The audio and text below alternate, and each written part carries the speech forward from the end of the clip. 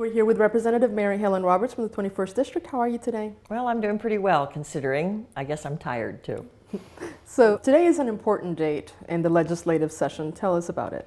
Well, this is a cutoff date. When we begin the session, we set a calendar that sets a set of deadlines for our work. And so this is the day that the House of Origin bills have to be passed. And by that it means bills that started in the House have to pass out of the House, same with Senate bills. We worked very late one night last week. We worked all the way through Saturday. So it was a short weekend and we have been on the floor full time since then.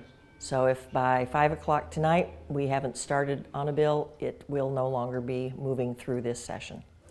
So how many of your bills passed to the Senate? I have 7 bills that will be working their way through the Senate. Tomorrow, several of them will have a hearing, and it will be the same process over in the Senate that we had of committee hearing, committee vote, and going to their floor for passage.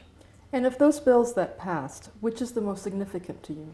Well, the one that mattered to me most, and I think it's going to have the biggest impact on people in the state, is what we call extended foster care.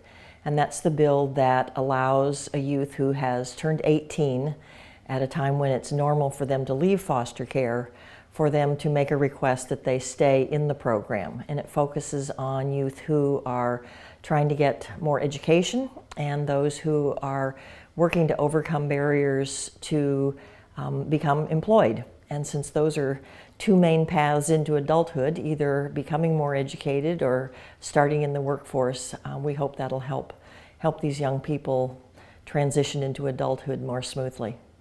So 7 of your bills passed through the Senate and 4 remained here in the House. Well, the one that will not move forward that I cared most about is probably the one that was most controversial.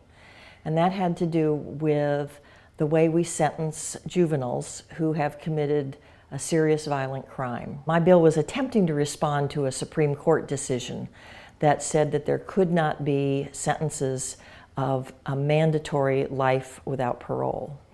And what we were trying to do was say that because juveniles are not fully developed, we have research that shows that their brains aren't complete, that they don't have a good sense of consequences, that they're easily influenced, that we treat them in our criminal justice system differently than we would treat adults.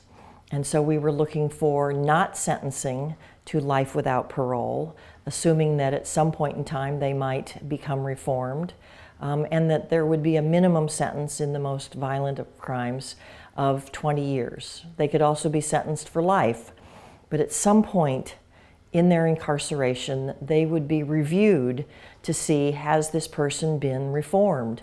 Have they made the changes that we focus our criminal justice system on making? So because this was a court ruling, my guess is at some point it has to be resolved. I think it probably will have to be resolved, though it's a message to the courts themselves that they're going to have to change their behavior in some of their sentencing. All right, well, thank you so much for your time, and I think you have to go back to the floor now. I do. We've still got votes to take. All right, see you next time. Thanks.